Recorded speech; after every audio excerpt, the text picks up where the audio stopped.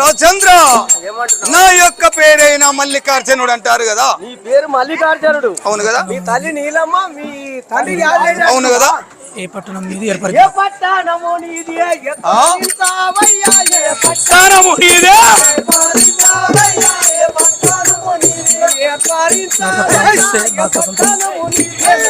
నా పట్టణంకి వస్తే నాకు సంతోషమే. ఆ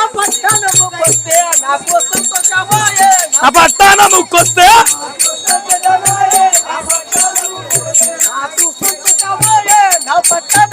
అలాగేనా రాజేంద్ర?